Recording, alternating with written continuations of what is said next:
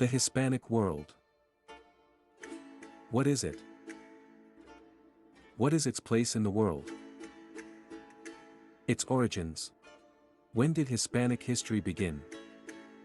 Hispanic culture can be said to have various mixed elements, but before 1492, it was mainly influenced by three civilizations. The first is the Roman Empire. Castilian, also known more commonly in the English-speaking world as Spanish, developed from medieval Latin. Latin was the language spoken by the Romans and it forms the foundation of many languages in Europe today. The second root of Hispanic culture is the Latinized Germanic Christian culture of the Visigoths, who ruled most of Spain from the 5th to 8th centuries of our era. The Latin culture of the Romans was still preserved but by ethnic groups which had migrated into the borders of the Western Roman Empire and established their own independent kingdoms. The third root of Hispanic culture is the era of Muslim rule beginning in 711 of our era. During this time what is today Spain was called Al-Andalus by the Arabic-speaking Muslim Umayyad Caliphate and later Muslim kingdoms. During this time, Christians, Jews, and Muslims coexisted, and Arabic was the main language spoken during this era. There are around 4,000 Arabic words in modern Spanish. Later on, the independent Christian kingdoms of northern Spain would be part of the medieval European Catholic culture as they slowly gained territory from the Muslims over the centuries, culminating with the conquest of Granada in 1492, the same year Columbus sailed to the Americas. Hispanic culture in the Americas.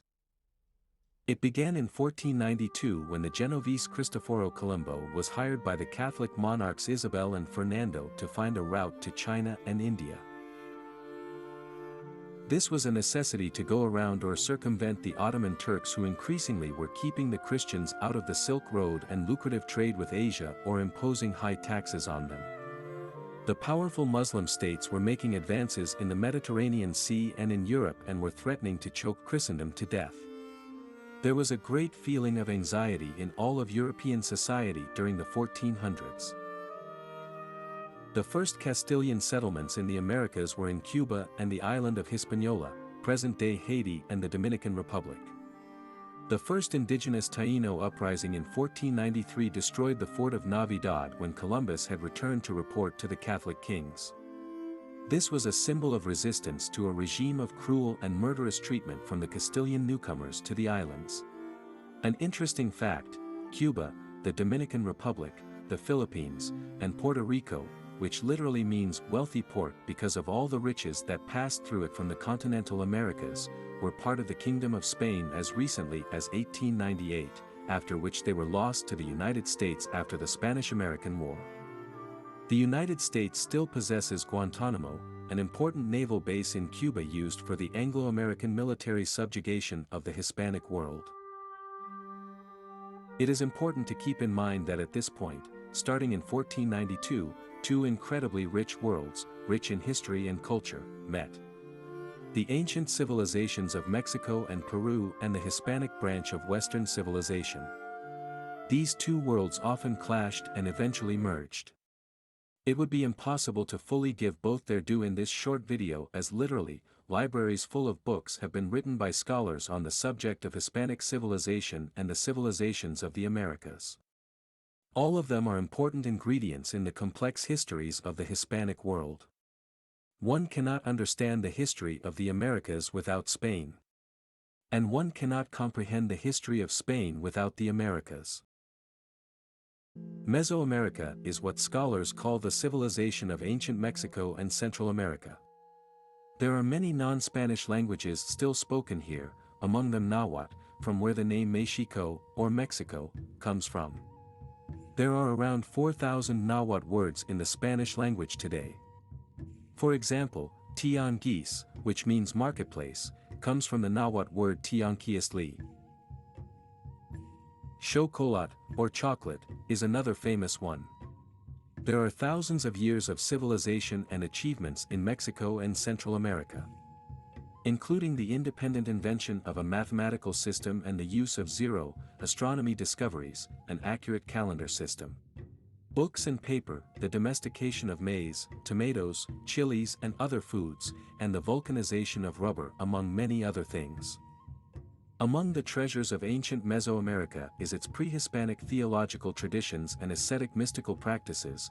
It is one of the great religious and philosophical heritages of the world.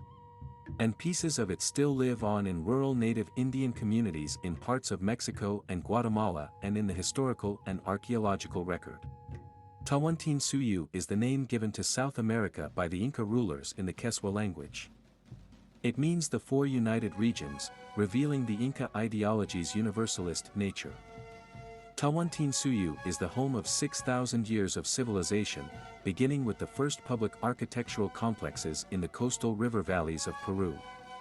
A possible origin for the name Peru may come from the ancient Quechua word pirwa, which means granary, or a place to store grains after a harvest, and also the name for the planet Jupiter according to some early Spanish accounts.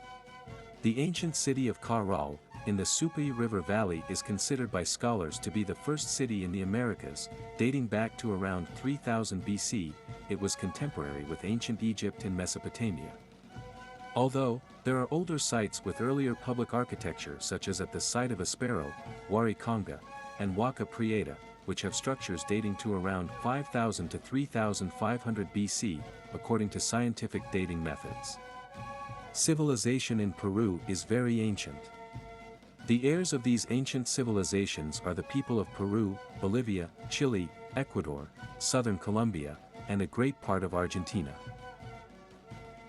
Quechua people, Aymara people, Machic people and other ethnic groups mixed with the foreigners from across the sea and became the modern-day South Americans from those countries. When the Spanish first arrived in Peru by way of Mexico and Central America, the vast Inca Empire was in power and Andean civilization, of which they were the heirs, was already more than 4,000 years old. When Francisco Pizarro arrived in Peru, Inca factions were embroiled in a brutal and bloody civil war in which entire Panacas, or Inca royal families, were murdered and exterminated by enemy factions. It was into this Game of Thrones that the Spanish entered into the history of Peru and Peru, into the history of Spain. Eventually, one royal faction won the struggle with the active participation of Spanish warriors, that of the Huascarists whose later descendants touted the banner of the Hispanic crown, and referred to the King of Spain as the Inca. Alliances of blood were key to giving the new Hispano-Inca order legitimacy and power. The Castilians were too few and could not have had the ability to act without the resources of the royal houses.